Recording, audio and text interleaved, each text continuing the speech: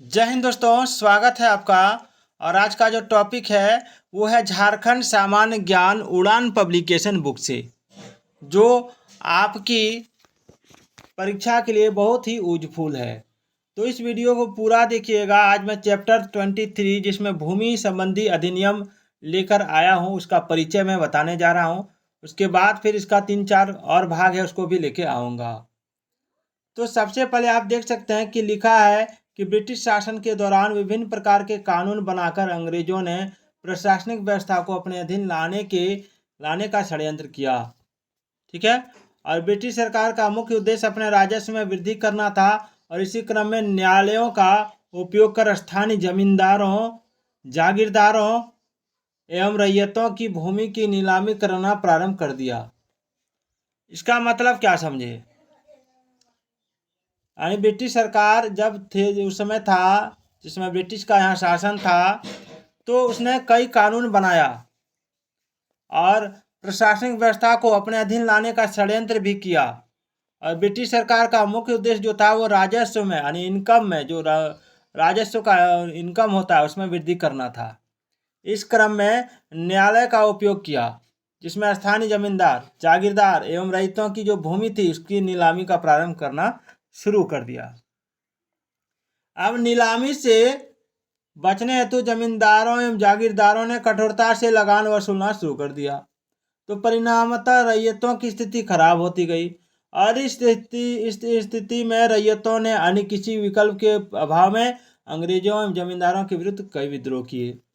अब क्या हुआ, जब राजस्व वृद्धि बढ़ाने का चेष्टा करने लगे ब्रिटिश लोग, तो वे अपना दिमाग लगा दिए। तो उन्होंने क्या किए कि जो स्थानीय जागीरदार थे, जमींदार थे, उनकी ज़मीनों को वो नीलाम करने लगे। तो इससे डर कर जितने भी जमींदार थे, जागीरदार थे, वो कठोर हो गए और गरीब किसानों से वो लगान वसूलना शुरू कर दिया। इसका परिणाम ये आया कि रैयत की जो स्थिति थी खराब हो गई। तो इस स्थिति ने रैयतों ने अन्य किसी विकल्प के अभाव में अंग्रेजों एवं जमींदारों के विरुद्ध कई विद्रोह भी किया। अब क्या है, अगला पॉइंट है कि ब्रिटिश शासन काल में जमींदारों की नियुक्ति, एक मिनट, हाँ, ब्रिटिश शासन काल में जमींदारों की नियुक्ति तथा उन्हें हटाने का अधिकार जिला कलेक्टर को दिया गया था। 1765 ईस्वी में छोटा नागपुर का क्षेत्र ब्रिटिश शासन के अंतर्गत आया था। देखिए, पूछा गया सवाल है। 1765 ईस्वी में झारखंड जो है उसमें सबसे पहले मालगुजारी व्यवस्था लागू की गई।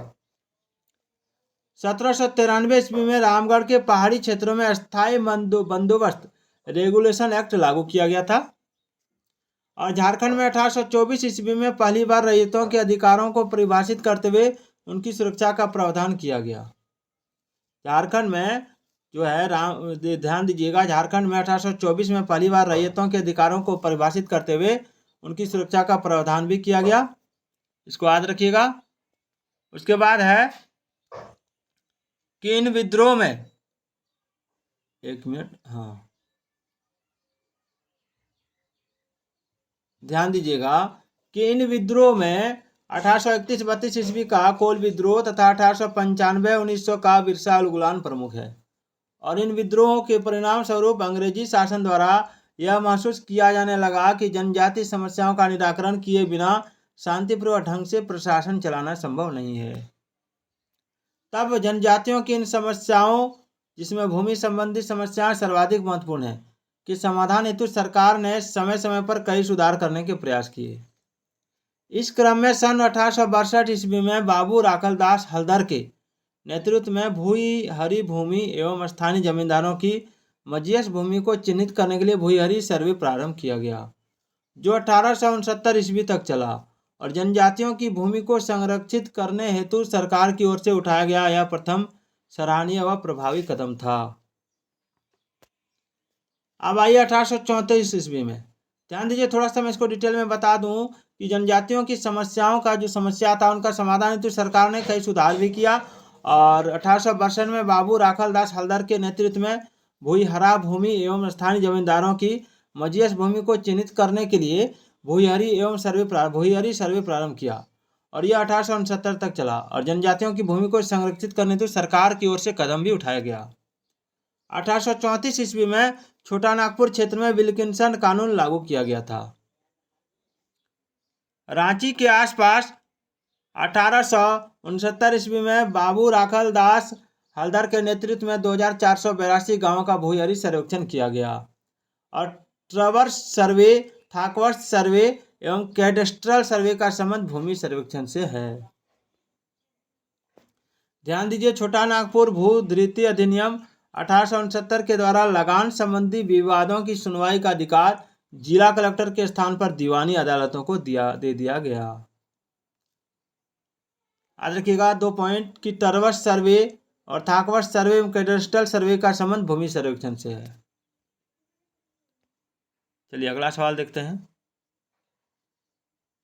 अभी जो टॉपिक चल रहा है वो है आपका झारखंड के भूमि संबंधी कानून।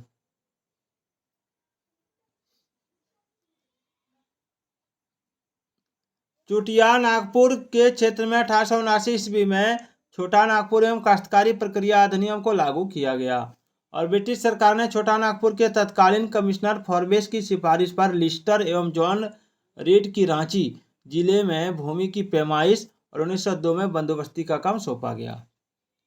यह कार्य 1902 से 1910 तक ईस्वी तक चला, जिसके बाद मुंडा जनजातियों को जमीन से संबंधित खतियान तैयार किया गया। अब इसमें प्रश्न बन सकता है कि चुटिया नागपुर के क्षेत्र में डैश में छोटा नागपुर एवं काश्तकारी प्रक्रिया अधिनियम को लागू किया गया। तो कब ये लागू किया गया था? 1879 ईस्वी में। दूसरा है कि बंदोबस्ती का काम, भूमि की पैमाइश और 1902 में बंदोबस्ती का काम सौंपा गया। किसको? तो लिस्टर एवं जॉन रीड को।